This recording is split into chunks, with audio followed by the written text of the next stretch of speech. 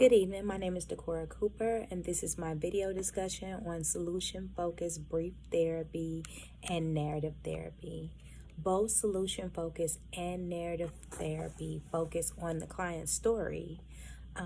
They focus on how the client is the expert of telling their own story. They also speak to the deficits and dialogue when it comes to the client, because their history of that story is not always positive, because whatever they have been doing prior is not working.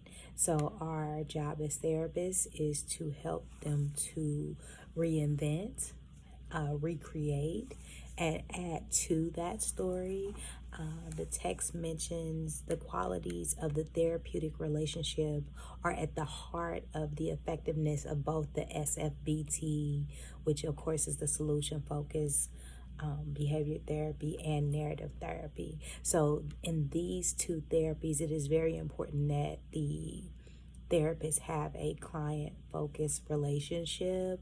I like both therapies because they focus on the client actually creating their own goals. I like to think of it like Legos, because it is such a short-term therapy. They will build on that each time. And so each time that they come, the therapist would ask some of the important questions, such as the miracle question. If something was to happen where this was no longer a problem tomorrow, what would that look like?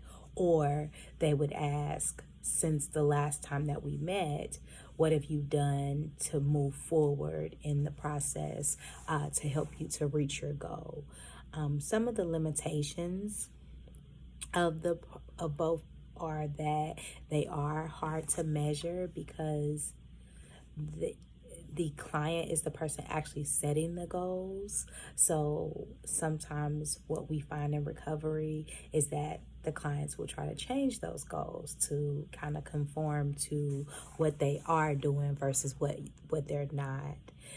Some of the other questions they may ask is, tell me about a time in your life when things were going the way you wanted it to go. So that we ask those questions so that the client can see that their life wasn't always attached to whatever this problem was, that there was a time where they were living well. And then we want to find out exactly what steps they took in order to have that good time, so that we can duplicate and replicate and build those tools for them to do that again, so that they are moving through the process.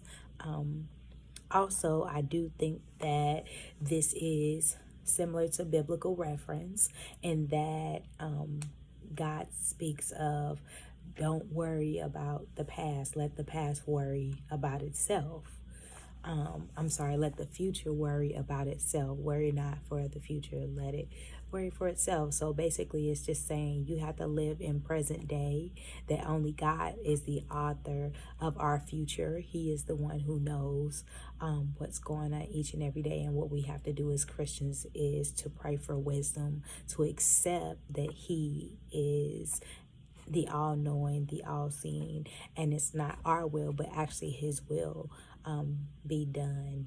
So I do believe that it is hard to measure the rate of completion for both of these therapies.